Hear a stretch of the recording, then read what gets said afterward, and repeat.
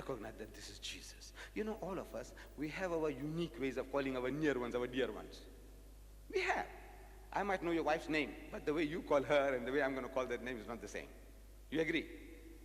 We have our unique ways, everybody.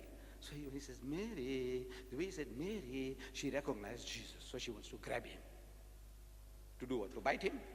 No, to pay respects. We Eastern people, his master, her master. So he says, Rak meni anni, touch me not. I say, why not?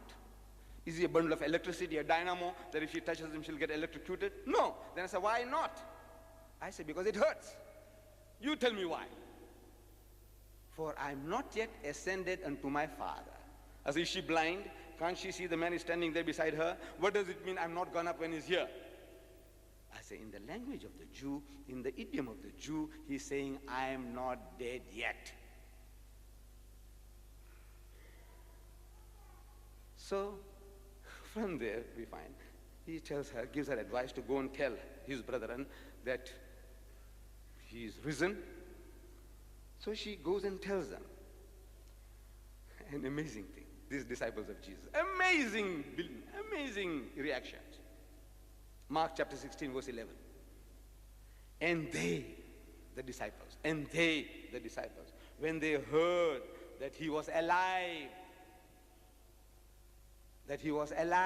A-L-I-V-E, alive, not resurrected.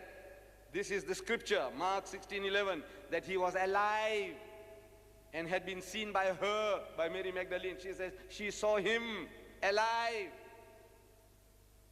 They believed not. The Bible says they didn't believe. The woman says, look, I saw him, he's alive. He said, no, they didn't believe it. Why didn't they believe? She's testifying that, look, I met him, I spoke to him. And they didn't believe. Why would they not believe? Because at the back of their minds, this man Jesus was dead. And she's talking about a live person. If she had said she's seen the ghost of Jesus, the spook of Jesus, the spirit of Jesus, they would have believed. But she's not talking about spook and ghost and chias. She's talking about the man, he's alive. Because they believe spirits going into pigs. It's in the Bible. The spirits went into pigs and 2,000, I heard of them, they ran down the hill and they all got drowned. Spirits going into pigs, they saw. They saw with their own eyes, spirits going into pigs. They saw a spirit going into trees and tying them up from the very roots. They saw. They believe anything. But to believe that the living Jesus is alive, that they couldn't believe. If she said, I saw his spook, they would have believed. His spook was all right, but not him. No, look, I'm only quoting. She said, he's alive, and they didn't believe. The disciples wouldn't believe. He's going to Emmaus. On the way to Emmaus, he's got two disciples of his walking side by side. And he's preaching to them about what had happened the previous 3 days. 5 miles they walk, and they still can't recognize the man. I ask you why. He's disguised like Paul Mooney in The Good Earth. I don't know where he says, hey, he looks like a real The King and I. What's that? Jewel Brenner. You know, when these guys, when they take those parts, you think the guy is Indonesian or Indo-Chinese, Siamese, the Siamese king. You believe that when you see the guys on the screen, you believe that the guy is a Siamese king when he's a European and a Jew. Jewel Brenner.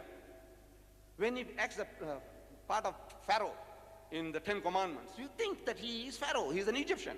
No, they're so realistic. So Jesus Christ has got such a fantastic disguise. He's talking with his disciples 5 miles and they don't recognize the man. Why? Because he's disguised, not because he's resurrected. He's disguised. So when they reach Emmaus, he makes it that he's going to carry on. So they say, come, it's time to eat. Come and join us. So he's persuaded. When he's persuaded, and it came to pass, Luke tells us, chapter 24, verse 30. And it came to pass, as he sat eating with them, he took bread and blessed it. They said, the manner in which he brake bread, the eyes were opened. It means, what does it mean? The eyes were opened. Means they recognized the man. It didn't mean they were walking 5 miles with eyes closed.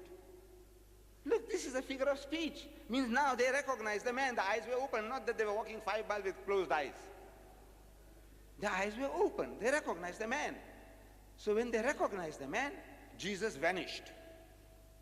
What did he do? The Indian rope trick? Going up the rope and vanishing? No. He vanished means he went away out of sight. So these disciples, they run to their upper room where they had the Last Supper, and they find the others there.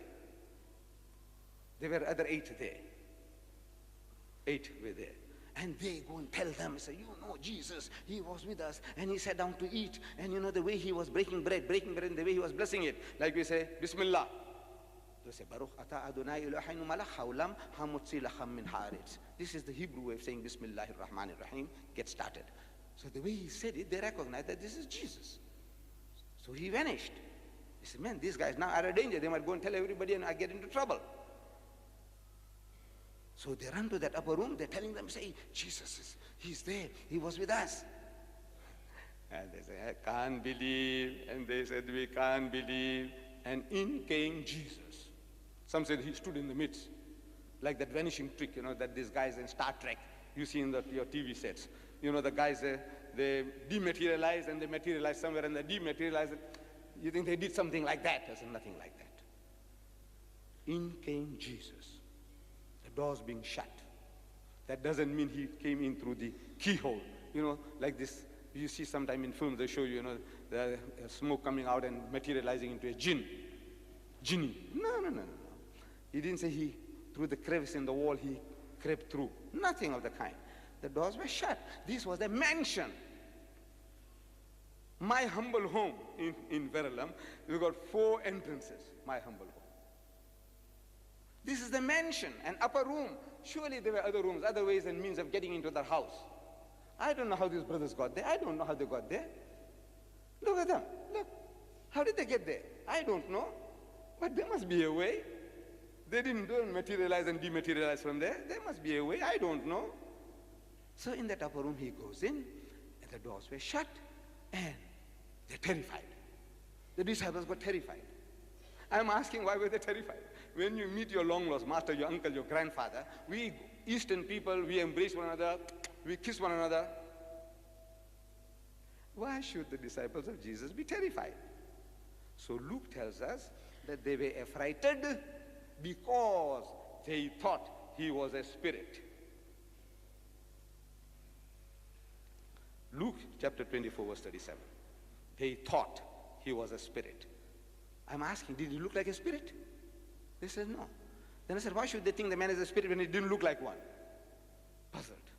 As I tell you why. You see, the disciples of Jesus, they had heard from hearsay that the master was hanged on the cross. They had heard from hearsay, Suni hui baat, what they had heard, that he was hanged on the cross, that he had given up the ghost, he had died. And now he's dead and buried for 3 days. A man with such a reputation, you expect him to be stinking in his grave. Such a person, when you see, naturally you are terrified. See the reason why they are terrified? Because they were not there. They were not eyewitnesses or your witness to the happenings. Because Mark chapter 14 verse 50, he says, for all his disciples forsook him and fled. Tu had almal hum farlat and khaflach. Almal. I'm asking the Afrikaner, does almal mean almal in your language? Does it mean all? You Englishmen, does all mean all in your language? You Zulu, does bonke mean bonke in your language? I said yes. So they were not there. All the knowledge was from hearsay, what they had heard. So now they are terrified. They think he's a ghost. So Jesus wants to assure them that is not what they're thinking. They're thinking he's a ghost. He's come back from the dead. So he says, cake na me hand and me footer. Cake. Have a look at my hands and my feet. Want that it is itself, that it is I myself. I am the same fellow man. Damn fools, what are you afraid of me for? Fool on me and cake. Handle me and see. Want a chiasat ni flesh and biana, soos julle sien dat ek het nie. For a spirit has no flesh and bones, as you see me have. So if I got flesh and bones, in that case, I'm not a spirit, I'm not a ghost, I'm not a spook. I said, is that what it means in your language, you Englishman? He said, yes. And you Afrikaner? He said, yes. And you Arab? He says, Unzuru ila yadayya wa rijlayya. He says, behold my hands and my feet. Inni ana huwa, that it is I myself. Hussuni wanzuru, say, handle me and see. Fa inna ruha laysa lahu lahmun wa izamun. For the spirit has no flesh and bones. In any language, every language, it is so simple and straightforward. But how people can be programmed, brainwashed. People can be brainwashed. We too. We must be on guard. People can be brainwashed. They're reading something and seeing something else. They're not seeing what is there. They're reading something in their own mother tongue, and then somebody is making them to understand just the opposite of what they're reading. Just exact opposite. Not what is written there, but opposite. He said a spirit has no flesh and bones. They say spirit has flesh and bones. Funny? Jesus said a spirit has no flesh and bones. In other words, he's not resurrected. He's telling them that he's not resurrected, because the resurrected bodies get spiritualized. So the clever fellow says, who says so? I said, Jesus. You say, where? I said, Luke chapter 20, verse 36. We were talking about 24, 36. Go back 4 chapters, you'll find it there, what Jesus says. So what does he say? I say, the Jews, we're always coming to Jesus with poses and riddles. Want to make a fool of him. Want to make a mockery of him. Now they come to him, they said, Master, in the Hebrew language, Rabbi, like Sheikh, Imam, Master, Rabbi, Maulvi Sahib, Maulana. Says, there was a woman among us, a Jewess, and that woman had 7 husbands. 7 husbands she had, according to a Jewish practice.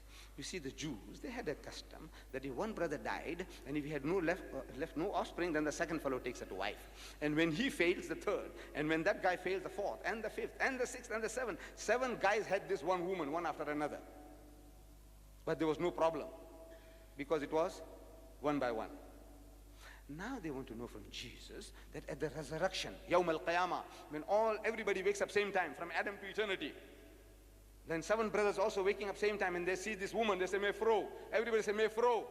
There's a war in heaven between the brothers. This is mine. The other guy says, this is mine.